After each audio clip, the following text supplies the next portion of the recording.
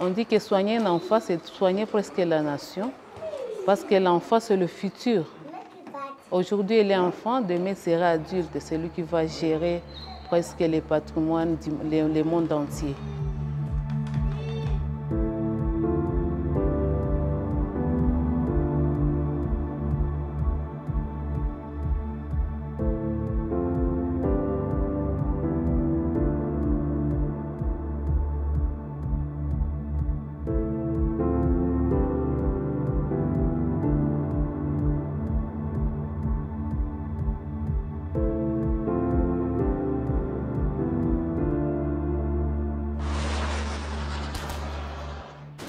La RDC est en train de traverser une crise sans pareil, qui est une crise humanitaire due à un conflit armé.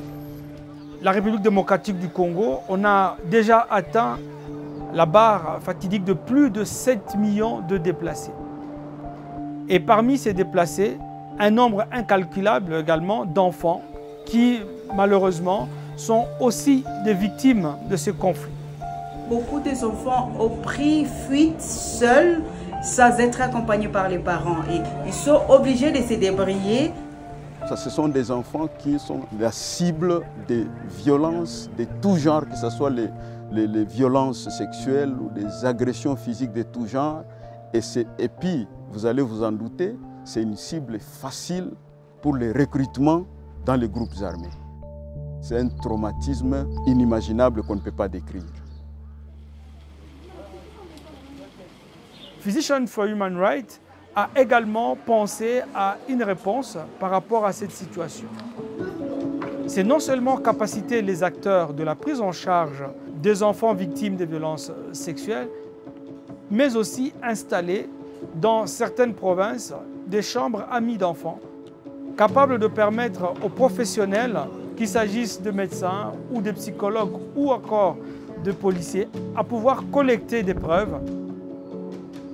Physicians for Human Rights a pu travailler avec des partenaires pour le Sud Kivu comme l'hôpital de Panzi, mais également la police de la protection de l'enfant et de lutte contre les violences sexuelles. Mais aussi de manière assez originale, a pu installer un espace ami d'enfants dans le camp de Boulengo au Nord Kivu où il travaille avec son partenaire Il Africa.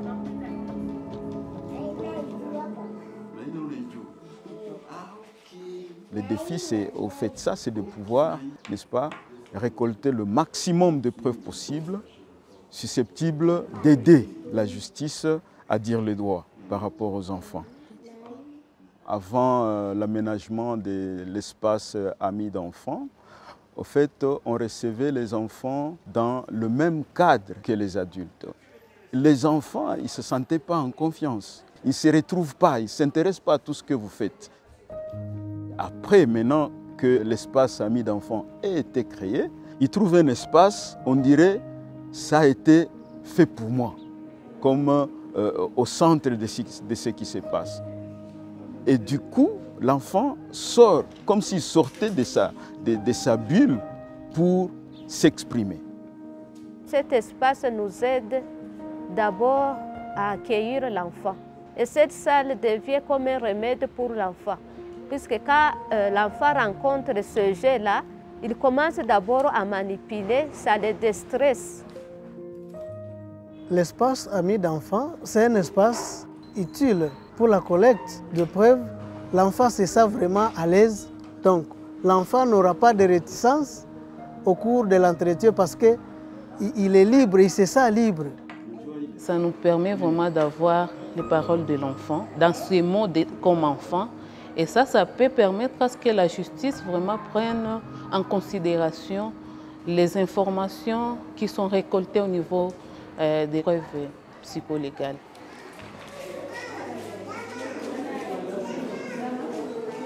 Pour nous, c'est les soins qui importent. Parce qu'avec les espaces amis pour enfants, ça nous aide à aider les enfants à travailler sur leur traumatisme.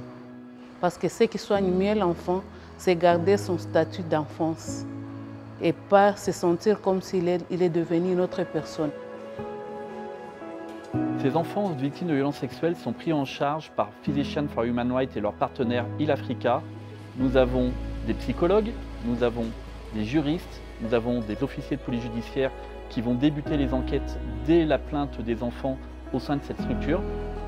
Et nous avons un médecin qui va pratiquer un examen médico-légal afin de collecter les éléments de preuve en utilisant la tablette Medicapt, qui est une application qui a été développée par Physicians for Human Rights.